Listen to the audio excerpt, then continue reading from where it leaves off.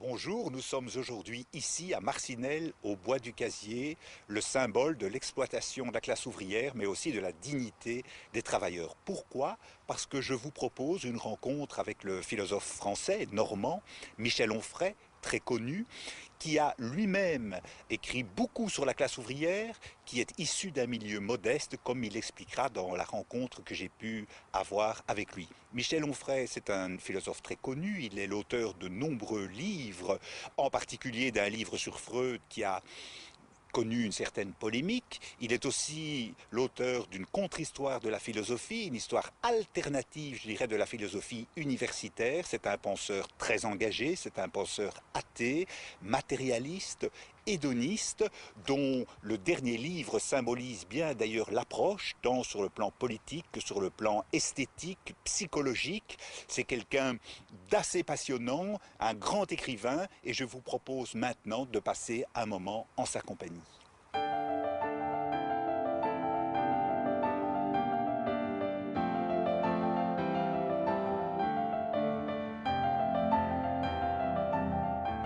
Michel Onfray, bonjour. Je suis absolument ravi de vous rencontrer parce que je suis depuis longtemps votre travail. Quand je dis depuis longtemps, pas depuis que vous êtes connu, mais dès le ventre des philosophes, cynisme, etc., que je trouve, moi qui ne suis pas philosophe, un éclairage sur la vie et sur le cheminement existentiel absolument passionnant. Je vais commencer par une question un petit peu bateau, pardonnez-moi. Vous parlez dans La puissance d'exister, qui résume à un certain moment un petit peu toutes vos visions, à la fois de la politique, de l'éthique, de la conception du monde. Vous parlez non seulement de l'athéisme, mais vous parlez d'un athéisme post-chrétien. Disons, d'une certaine manière, on peut être athée, mais encore on est encore trop imprégné des valeurs chrétiennes. Quelles seraient ces nouvelles valeurs? Quelles sont ces nouvelles valeurs dans l'athéisme post-chrétien? Ah, une belle et grande question, parce que de fait, on a aujourd'hui un athéisme que je trouve très chrétien, c'est-à-dire des gens qui disent que Dieu n'existe pas, mais qui en fait reprennent la totalité de l'éthique chrétienne, mettons éthique chrétienne entre guillemets, enfin des valeurs chrétiennes, et je me dis, il y a probablement un certain nombre de valeurs qui ne sont pas défendables en tant que telles. On peut prendre par exemple l'idée de l'amour du prochain parce qu'il serait notre prochain. Ce que je ne crois pas. On ne peut pas aimer son prochain s'il n'est pas aimable. Parce qu'on peut dire si effectivement notre prochain est aimable, quel besoin y a-t-il d'inviter à un amour du prochain? Voilà, si quelqu'un est aimable, vous êtes aimable, j'ai envie de vous aimer, il n'y a pas d'obligation éthique à cet endroit-là. En revanche, quand on nous dit qu'il faut que par exemple la victime aime son bourreau, parce que c'est plutôt là que l'éthique fonctionne, parce qu'il y a un devoir d'amour du prochain, parce qu'il est notre prochain, et que dans la bestialité de celui qui a abusé de nous, par exemple, il y a une humanité qu'il me faudrait respecter et prendre en considération en considérant que il y a toujours du meilleur dans le pire des hommes et que cette éthique-là, elle nous invite à ne voir que le meilleur et à considérer que, eh bien, il faut pardonner les péchés, aimer son prochain. Ça, je ne pense pas que ce soit défendable. Donc je propose à cette espèce d'égalitarisme éthique qui fait qu'on a un a priori d'amour parce qu'autrui est autrui et que c'est sa seule qualité, et qu'on puisse opposer une éthique qui, elle, soit aristocratique, c'est-à-dire de l'élection, qu'on aime les gens aimables et qu'on n'aime pas les gens qui ne soient pas aimables. Donc, c'est-à-dire construire une éthique relationnelle, savoir à qui on a affaire, démarrer avec la gentillesse, dont je pense qu'elle est une vertu majeure, cardinale et pourtant oubliée, donc faire une proposition hédoniste, a priori, on voit ce qu'autrui fait de cette proposition hédoniste, on peut construire une histoire hédoniste, et à ce moment-là, on entretient une relation qui sera une relation éthique. Et puis si ça ne marche pas, parce qu'on a des délinquants relationnels, parce qu'on a des méchants, parce qu'on a des agressifs, parce qu'on a des gens qui s'engagent sur une chose et qui dans la seconde se désengagent et se trouvent libérés de la promesse qu'ils avaient faite, et à ce moment-là, on fait quoi avec ces gens-là? Donc je ne suis pas pour autant pour leur mettre une gifle, il ne s'agit pas de considérer qu'on devrait être dans la violence, mais je suis pour ce que j'appelle l'éviction, c'est-à-dire l'élection ou l'éviction. L'élection, c'est effectivement, on entretient une relation éthique. L'éviction, c'est de considérer qu'une relation éthique n'est pas possible ou n'est pas pensable avec des gens qui n'ont pas le sens de l'éthique, et donc passer son chemin, les tenir à distance, les mettre à distance, parce qu'ils sont toxiques, nocifs, etc. Donc c'est pas une invitation à détester son prochain, c'est une invitation à l'écarter. Voilà. Bon, on pourrait prendre plein d'autres exemples. Il y a matière à un gros livre sur ce que pourraient être des valeurs post-chrétiennes. En voilà une, par exemple, pour la relation autrui. Relation à soi même la question de l'hédonisme. Je ne pense pas, par exemple, qu'il soit bon de donner raison à saint Paul sur la question de la chasteté, sur la question du célibat, sur la question de la détestation de son propre corps, sur l'idée que la sexualité ne serait pas une bonne chose a priori, enfin tout ce qu'on voit c'est chez Paul, enfin les épîtres aux Romains, aux Corinthiens, aux Thessaloniciens, les actes des apôtres, qui disent des choses effrayantes sur le corps, sur le plaisir, sur la jouissance ou ce genre de choses. Donc effectivement, une invitation à la jubilation, la sienne, à celle d'autrui aussi, sans pour autant être dans le narcissisme, trouver la bonne distance, ni une espèce de narcissisme égotiste, ni ce que Nietzsche appelait l'idéal ascétique, c'est-à-dire le refus du corps ou de la chair, mais trouver une bonne politique du corps, je dirais, etc., etc.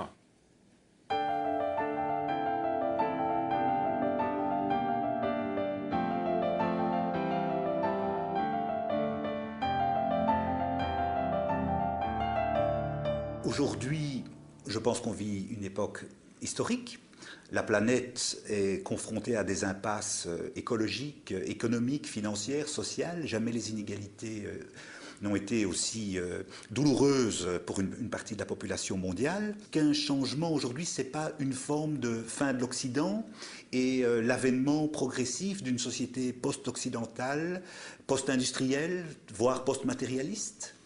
Moi, je crois que l'Europe est morte depuis bien longtemps et que c'est parce que l'Europe est morte qu'on a voulu la faire. L'idée de construire une Europe après-guerre en se disant, voilà, on doit pouvoir la constituer avec un pôle qui serait franco-allemand et qui permettrait ensuite d'obtenir une espèce de vision globale d'une grande Europe qui pèserait dans le monde et sur la planète, tout ça n'a pas fonctionné et ne fonctionnera plus. Je pense qu'une civilisation se constitue à partir d'une religion. Et que l'Europe, elle a une date de naissance, c'est l'arrivée de Constantin au pouvoir, c'est-à-dire au début du IVe siècle, et qu'elle a un début de déclin, je dis, ou un sommet. Le sommet, c'est le XIIe siècle, ce sont les cathédrales, c'est saint Thomas d'Aquin, c'est la scolastique, là, c'est le grand moment fort, les croisades, quoi qu'on en pense, c'est-à-dire, c'est le grand moment fort du christianisme. Et puis après, on a la Renaissance, c'est-à-dire, on commence à faire reculer un petit peu la religion, la Révolution française, la déchristianisation, enfin une espèce de descente, qui fait que, de fait, le christianisme aujourd'hui, il imprègne encore notre civilisation et notre culture, mais notre culture est décadente. C'est-à-dire on est aujourd'hui à l'équivalent du bas-empire romain, avec des Nérons, avec des personnages, enfin même si Néron n'est pas un personnage historiquement qui correspond à ça, mais je veux dire des personnages qui sont des espèces d'empereurs décadents, mafieux, on va pas donner de nom propre, mais je veux dire on les a tous en tête, de la Russie à l'Italie en passant par la France, des individus qui se manifestent par des frasques, comme on en rencontre dans la vie des 12 Césars de Suétone. C'est l'échec des Lumières? C'est l'échec d'une certaine idée d'universalisme? Non, parce que je pense que les civilisations sont comme les hommes, enfin les hommes, les humains. Je dirais, on a une naissance, une croissance, on a un moment d'acmé, un moment d'excellence, et puis il y a une espèce de décrépitude, et puis la vieillesse, puis la disparition, etc. Et les civilisations fonctionnent comme ça. Donc il y a eu Sumer, Assur, Babylone, l'Égypte, il y a eu la Grèce, Rome, et puis l'Europe. Et on pourra dire de l'Europe, date de naissance, date de décès, et puis on s'entend sur les dates comme on veut. Moi je dis voilà l'arrivée de Constantin au pouvoir, et puis peut-être qu'on peut imaginer que la fin de l'Europe, c'est peut-être la guerre 14-18. On peut imaginer que la guerre 14-18, par la boucherie que ça a pu être, une boucherie... c'est déjà la fin de l'Europe. Oui, pour moi. Plutôt que le mur de Berlin, la chute du mur de Berlin. Ah non, ça, après, tout vient après. Je pense que le XXe siècle ne s'explique qu'à partir de la guerre 14-18. C'est parce qu'il y a eu la blessure allemande de la guerre 14-18 qu'il y a eu l'espèce de réponse fasciste, national-socialiste, la montée des périls, plus Hitler au pouvoir. C'est parce qu'il y a eu ça qu'il y a eu une réponse bolchevique, et puis qu'il y a eu, etc. Enfin, l'articulation, elle est facile à voir. C'est-à-dire, la guerre, la révolution, la contre-révolution fasciste, et puis le fonctionnement communiste de l'Europe jusqu'en 89. Et on en est là, c'est-à-dire une espèce de décrépitude totale, avec l'idée qu'aujourd'hui, effectivement, le monde est petit, mais que ceux qui vont faire l'avenir ne sont pas européens, c'est clair. Absolument. Vous avez la Chine, vous avez le pays émergent, l'Inde, vous avez le Brésil, et on peut même imaginer que l'Occident s'effondre en même temps que l'Amérique, ou l'Amérique, les États-Unis s'effondrent en même temps que l'Occident, parce que c'est la queue de l'Europe, je dirais, les États-Unis, et que ça ne va pas mieux non plus pour eux. On voit bien que l'essentiel est ailleurs.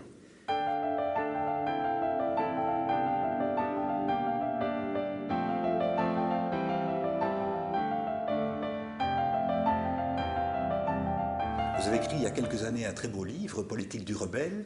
Se rebeller pour vous résister aujourd'hui, est-ce que c'est contre, comme le disent certains, l'anthropologie capitaliste qui irrigue les âmes comme les corps, qui assigne l'homme à une fonction exclusive de producteur-consommateur? Est-ce que ça, c'est un des combats aujourd'hui importants? Oui. C'est le combat, me semble-t-il. Politiquement, c'est le combat antilibéral. Le libéralisme, c'est le marché qui fait la loi. Entendons-nous sur une définition extrêmement simple. Le capitalisme, c'est un mode de production privé des biens. Et le quelque chose à quoi on ne peut pas échapper, me semble-t-il. Le capitalisme, il existe depuis qu'il y a des coquillages précieux dans les grottes préhistoriques et que, effectivement, un beau coquillage est supérieur à un coquillage qui n'est pas joli. Donc c'est la valeur, c'est la rareté, c'est la richesse. Donc il y a une modalité préhistorique du capitalisme. Il y a une modalité bolchevique du capitalisme avec la révolution russe. Il y a aujourd'hui une modalité écologiste. On sait bien qu'il y a un capitalisme vert et que donc je ne pense pas qu'on puisse échapper au capitalisme. Je pense simplement que c'est l'épithète qui est à mettre en perspective. Le capitalisme ceci ou capitalisme cela. Et que le capitalisme libéral, voilà l'ennemi. Pour l'aspect libéral, c'est-à-dire pour l'aspect le marché fait la loi. Donc le marché fait la loi dans les hôpitaux, dans les écoles, dans les casernes, dans les maisons d'édition, dans la culture, etc. Et alors là, effectivement, on se dit ça ne va pas. Ce que doit vouloir, ou par exemple dans le nucléaire, puisqu'on en parle aujourd'hui, il y a des gens qui sont contre le nucléaire, mais ils devraient se dire que le problème, il n'est pas forcément dans le nucléaire, il est peut-être dans la gestion libérale du nucléaire. C'est-à-dire que si une centrale nucléaire, elle est remise entre les mains de privés, on sait très bien qu'on va essayer d'avoir un minimum d'investissement pour un maximum de rentabilité. Donc on va prendre des risques sur la sécurité, qu'on va faire des choses qu'on ne devrait pas faire, qu'on va mettre sur le coup des entreprises privées qui, elles aussi, ont besoin de faire de l'argent avec ce genre de choses. Alors qu'on doit se dire, attention, c'est ultra dangereux, la sécurité doit faire la loi et non pas le marché. Et à ce moment-là, on doit nationaliser tout ce qui est énergie nucléaire, et puis considérer que la sécurité, elle doit être majeure dans une centrale nucléaire. Dans un hôpital, c'est la même chose. Quand on se voit aujourd'hui que celui qui fait la loi dans un hôpital, c'est le comptable, et qui nous fait savoir que, eh bien, on ne fait pas ce type d'opération parce que ça coûte cher, parce que c'est pas rentable, parce qu'il y a une mortalité importante et qu'on ne veut pas avoir des chiffres de mortalité et qu'on se dit, bah, on les met dans un autre endroit, on se débrouille pour ne pas les opérer, on ferme des services ou ce genre de choses. C'est la santé publique qui doit faire la loi dans un hôpital, etc., etc. Donc je pense que la résistance aujourd'hui, elle doit se faire au libéralisme et au marché qui fait la loi partout.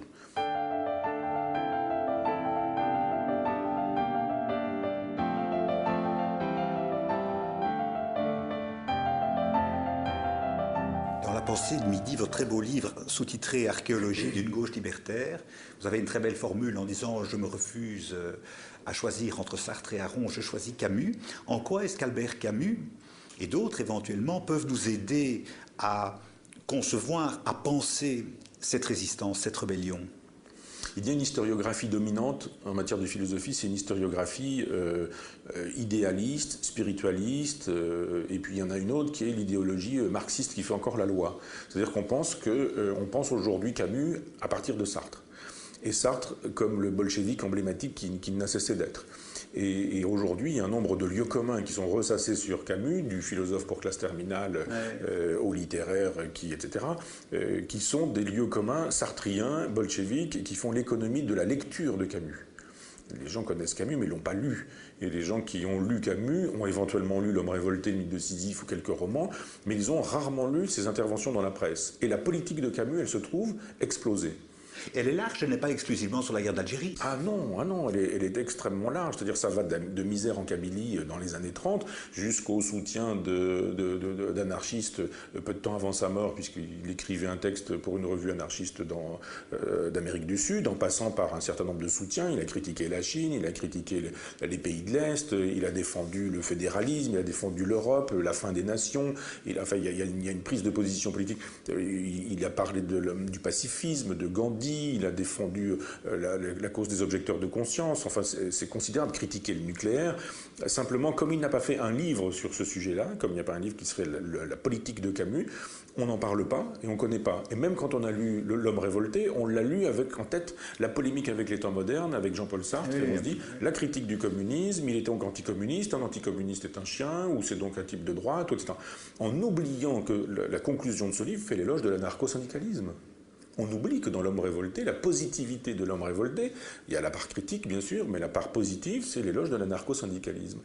Et cette vision marxiste des choses qui a consisté à dire il y a un socialisme, le socialisme marxiste, et tous les autres sont des socialismes utopiques, et on met dans un même sac Fourier, Proudhon, tous les autres. Tout auteur que vous expliquez, William Godwin, Voilà, Owen, vous voilà. expliquez bien votre contre-histoire de la philosophie. Et voilà, et donc Camus est une espèce de socialiste utopique, et plutôt utopique que socialiste, et puis l'affaire est réglée. Moi je dis non, pas du tout, c'est un socialiste proudhonien, on pourrait le voir avec la question de l'Algérie par exemple, où il propose le fédéralisme, le mutualisme, la disparition des nations, la coopération, enfin quelque chose d'assez sidérant, plus une Europe qui serait construite avec la Méditerranée, qui elle-même serait en relation avec les grands blocs que serait l'Amérique du Sud, etc. Donc il y a une vraie pensée politique chez Camus, une vraie philosophie politique qui est un peu inédite et méconnue et qui, à mon avis, est une solution pour aujourd'hui.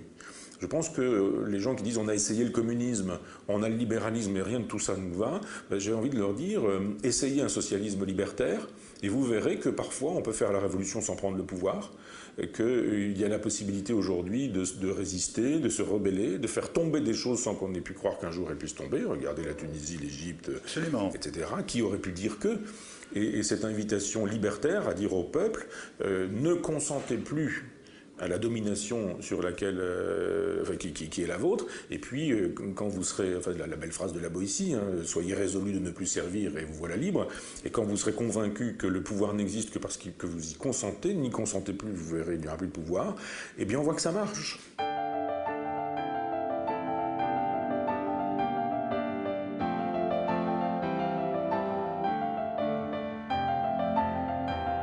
Quelle est la différence que vous faites entre le socialisme libertaire et la social-démocratie classique, qui est un peu l'entre-deux entre le communisme et le libéralisme? Et une deuxième sous-question, il y a, sans être caricatural, il y a quand même une fracture assez forte mise en avant entre les élites mondialisées, ici à Bruxelles, de la Commission européenne jusqu'au patron des grandes multinationales, et le peuple que considère souvent de manière un petit peu vulgaire. On peut être populaire sans être populiste, on peut être démagogue.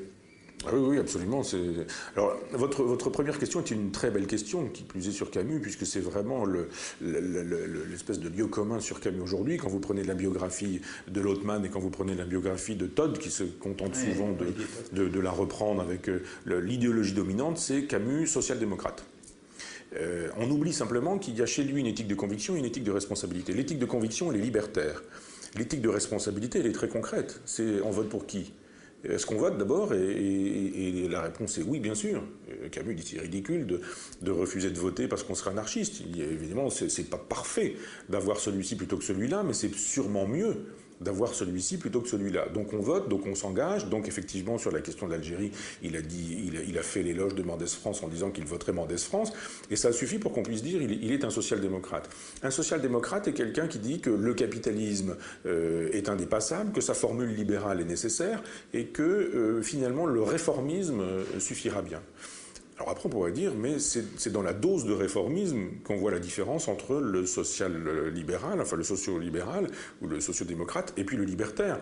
Vous avez des espèces de petites réformettes qui donnent l'impression qu'on va changer les choses. Le Parti socialiste en France qui dit, avec nous, ça va être la révolution, on va faire à peu près la même chose quand même, parce qu'on voit bien que sur la question des retraites, la gauche aurait fait la même chose que Sarkozy et laisse Sarkozy faire, parce que c'est bien mieux quand c'est la droite qui le fait plutôt qu'elle-même. Donc on voit bien que le réformisme, il est extrêmement modeste et qu'il est le cache-sexe en fait de la gestion capitaliste du moment, alors que le libertaire est quelqu'un qui veut des réformes pour le coup radicales. Et des réformes radicales, ce sont des révolutions. Donc considérer que sur des points majeurs, par exemple la représentativité, ce qui me permet de passer à la deuxième partie de votre question, populaire, populiste, démagogue et démocrate, on voit bien aujourd'hui effectivement qu'il y a une vraie rupture entre les élites et le peuple, et vous me pardonnerez de prendre un exemple français, mais quand les Français ont voté contre le traité constitutionnel européen, ils ont dit non. Mais le traité de Lisbonne est en vigueur. Voilà. Qu'a fait le chef de l'État? Il a dit qu'il aurait fallu voter oui. Vous n'avez pas voté oui, eh bien nous allons rassembler le Sénat et l'Assemblée nationale. Eux vont voter, on sait très bien qu'ils voteront pour, puisque justement ils sont les représentants de l'élite nationale, et ils ont voté oui, et alors le peuple a dit non, mais on a dit on va punir le peuple d'avoir dit non en disant à ses prétendus représentants qu'il faut dire oui, et l'affaire s'est trouvée réglée, c'est-à-dire qu'on a méprisé totalement le peuple dans cette aventure. Celui qui s'en viendrait dire mais on a méprisé le peuple dans cette aventure, il s'entend dire quoi par les élites? Qu'il est populiste, qu'il est démagogue. Et moi, je pense qu'il est très honorable d'être le tribun de la plèbe. Moi, le tribun de la plèbe, il a plutôt ma sympathie. Et je trouve que la plèbe, elle n'est pas détestable. Simplement, aujourd'hui, le peuple, il n'existe pas. On fait l'économie du peuple. Pourquoi est-ce qu'aux avant-dernières présidentielles, Le Pen est présent au deuxième tour? Le Parti communiste fait 2% au premier tour. Le Pen se retrouve sans un seul député à l'Assemblée nationale, 0 député alors qu'il fait 30% au deuxième tour, et que le Parti communiste qui fait 2% a 20 députés. Oui, oui. Qu'est-ce qui se passe? On se dit, mais... Alors, il ne s'agit pas de défendre Le Pen, mais en Belgique, ce ne serait pas possible, parce qu'il y a un système proportionnel. Voilà. La proportionnelle méprise moins le peuple qu'une espèce de bipartisme qui fait qu'au bout du compte, le bipartisme, ça va être une droite libérale ou une gauche libérale. Et que quiconque n'est pas libéral n'a pas la possibilité aujourd'hui d'accès au levier de commande. Ce qui fait effectivement qu'il y a une espèce d'énervement du peuple qui dit mais on nous demande ce qu'on veut et on dit ce qu'on veut puis on dit après on va rien faire de ce que vous voulez, on va demander aux élites de corriger votre vote, et il y a un énervement qui se trahit d'une part par l'abstentionnisme, du genre on ne croit plus à ça quoi, ou après par l'investissement dans le protestataire.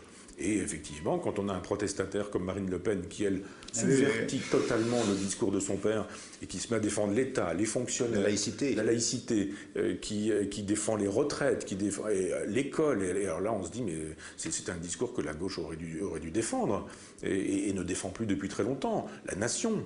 C'est-à-dire la nation, quand on dit la nation aujourd'hui, on est fasciste, c'est Le Pen, c'est Pétain, c'est Vichy, c'est tout ça. On a juste envie de dire, mais attendez, c'est Jaurès qui disait que la nation était le seul bien d'un peuple qui n'avait rien à lui ou rien pour lui. C'était la seule propriété d'un peuple qui était démuni de tout.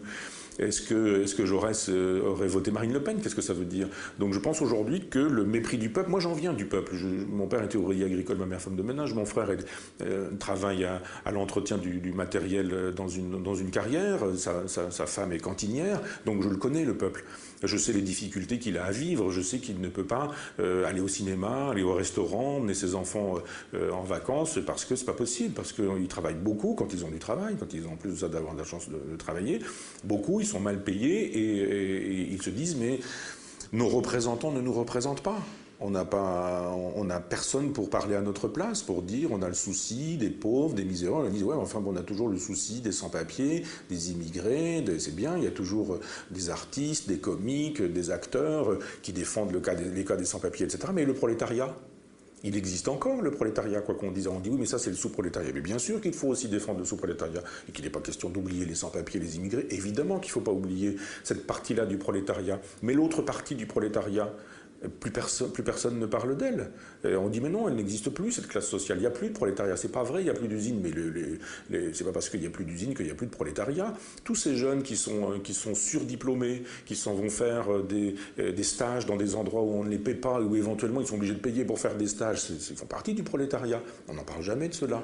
Il y a les ouvriers qui sont en fin de droit, qui sont obligés. Moi, je travaille avec un ami dans un jardin de réinsertion sociale. On les voit arriver, ces gens-là, qui sont à 2 ans, 3 ans de la retraite et d'un seul coup plus rien, plus d'argent, terminé, fini, qui parle de ce peuple-là, de ce prolétariat-là dans la classe politique aujourd'hui? Personne, parce qu'ils savent bien en plus de ça que ce ne sont pas des électeurs. Les jeunes, ils en ont marre de la politique politicienne. On voit l'abstention d'ailleurs aux élections. Voilà, ces gens qu'on voit au jardin, là, régulièrement, dans le jardin de réinsertion, sont des gens qui ne vont pas voter. Ils disent mais votez pour qui ou pourquoi? Tout le monde s'en fout de nous, personne ne parle de nous, personne ne nous représente. Et vous avez une Marine Le Pen qui arrive et qui disait de la pauvreté, la misère, la souffrance quotidienne, le pouvoir d'achat des gens aujourd'hui. Et d'un seul coup, on se dit bah, elle a raison.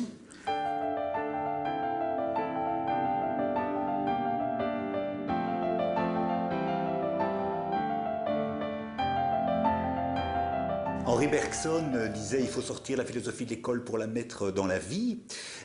Lire aujourd'hui Lucrèce, Spinoza, Nietzsche et Michel Onfray, à quoi ça sert fondamentalement pour mieux vivre? Mais justement, à mieux vivre. C'est-à-dire que vous avez des propositions existentielles, c'est-à-dire comment vivre autrement, mourir différemment, souffrir, aborder le monde, la question de l'être ou de l'avoir, est-ce que les honneurs, les richesses, le pouvoir c'est important, ou est-ce que la construction de soi, la construction de son individualité comme quelque chose de droit, de rectiligne, c'est pas plus important, où sont le bien et le mal, quelles sont les valeurs sur lesquelles on peut s'appuyer aujourd'hui, qu'est-ce que l'amitié, qu'est-ce que l'amour, c'est quoi un couple, la sexualité, comment ça se pratique, etc. Toutes ces questions existentielles concrètes, elles se trouvent chez des philosophes existentiels et concrets. Vous avez cité Montaigne, vous avez cité Spinoza ou Nietzsche, ce sont des penseurs existentiels. Beaucoup moins Kant, ou beaucoup moins Hegel, par exemple, ou beaucoup moins Fichte, ou beaucoup moins d'autres individus qui sont des théoriciens du concept, ou Heidegger, par exemple, qui est impraticable au sens étymologique. Qu'est-ce que ça veut dire mener une vie heideggerienne? Ça n'a aucun sens. Mais mener une vie stoïcienne, une vie épicurienne, une vie cynique, au sens de Diogène de Sinope, une vie hédoniste, au sens d'Aristippe, etc., ça a un sens. Donc c'est une façon de dire aux gens, si vous ne savez pas quoi faire de votre vie, parce qu'a priori elle est insensée, étymologiquement elle n'a pas de sens, a posteriori elle aura le sens que vous lui donnerez, et la philosophie aide à donner du sens à sa vie. Je vous remercie. C'est moi qui vous remercie.